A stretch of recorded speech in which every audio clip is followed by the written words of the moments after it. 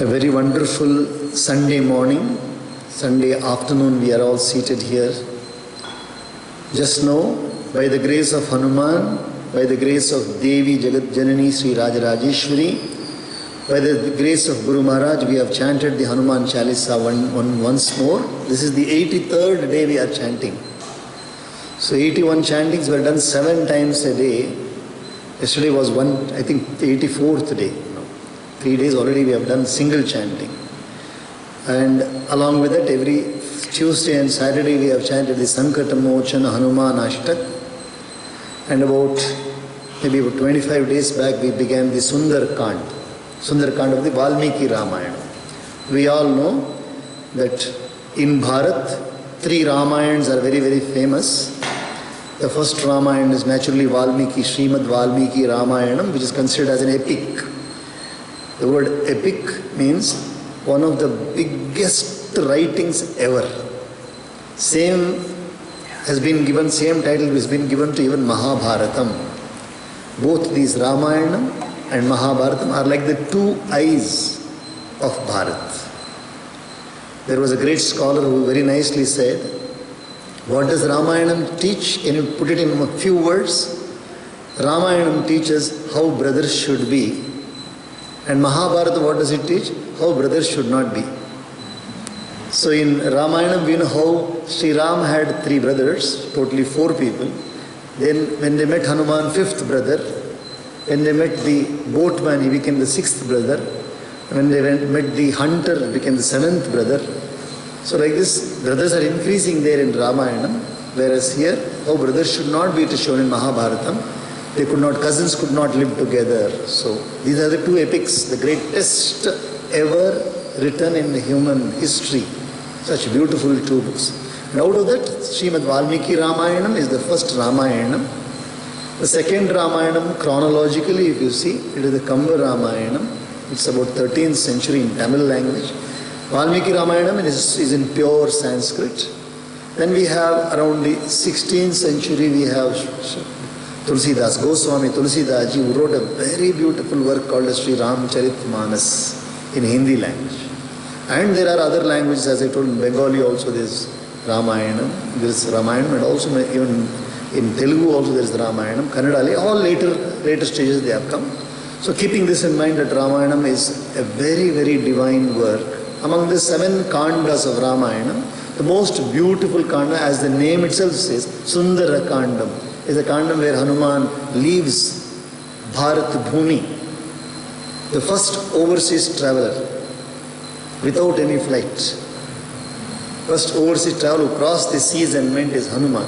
So he went to Sri Lanka, and how he went, how beautifully he prepared himself, how much devotionally he is committed to Bhagavan Sri Ram's work.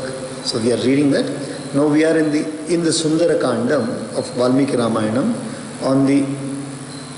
we are in the 60th verse, page number 20. We will chant the verse once, and then we will see the English meaning. We remember that Valmiki ji is describing Hanuman's beautiful, wonderful body. He is describing the body of Hanuman, red eyes. So you can listen, because the printouts only few I had taken. It is not there in that book also, so this is a separate thing which we are not given now. So we can just listen. Mukham nasikaya tasya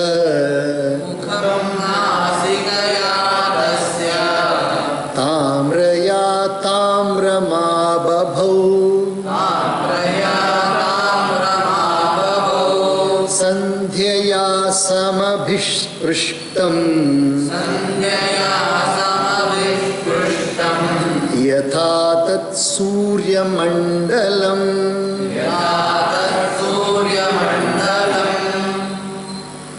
When you read the Dhyana Shloka of Devi or the Dhyana Shloka of Ganapati, you will find that where there is tremendous active power,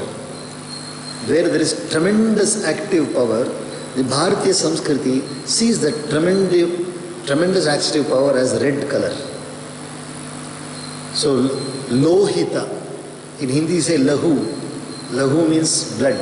So Lohita is red color, and Devi has got Lohita in the Sundara, Saundarya, the beginning itself. We have the Dhyana Shloka.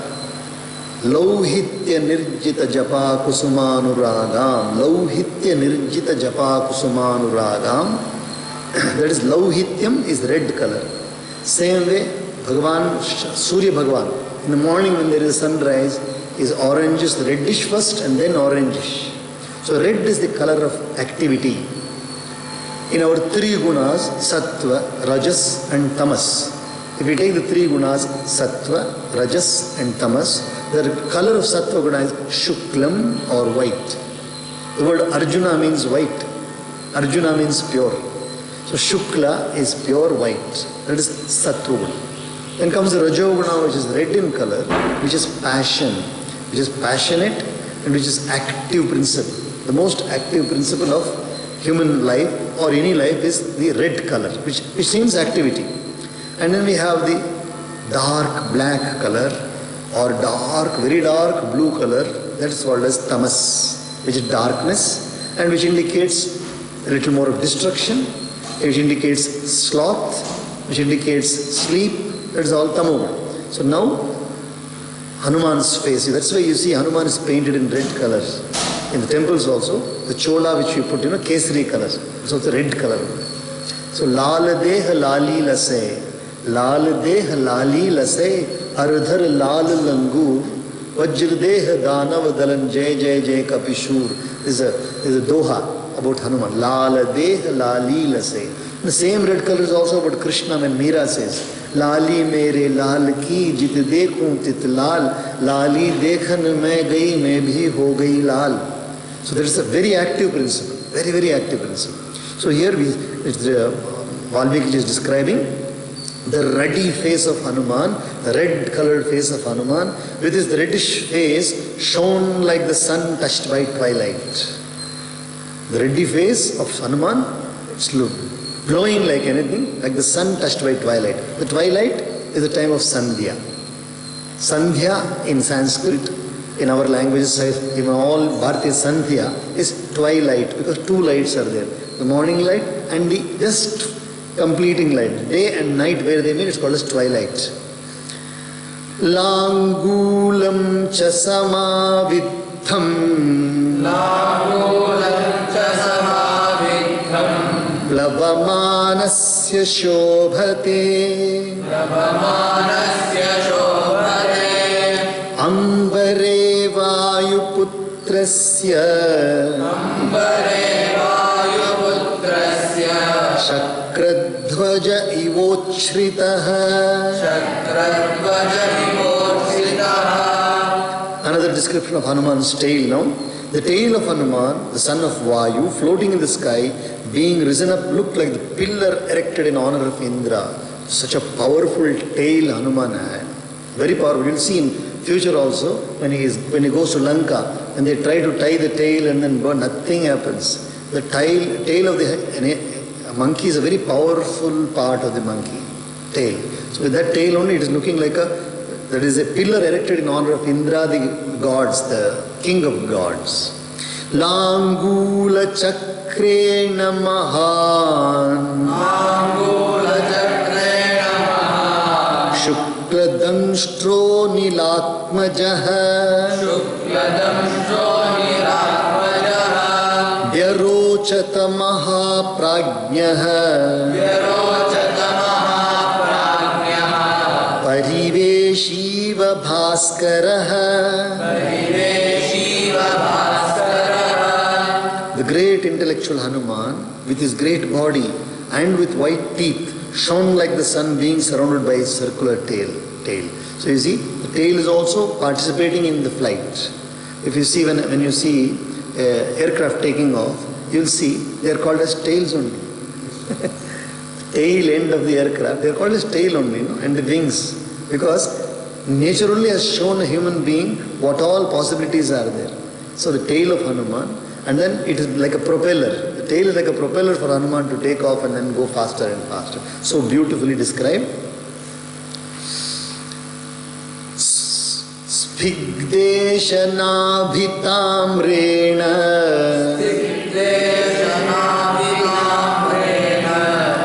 रराजसमहाकपिः महता दारितेनेव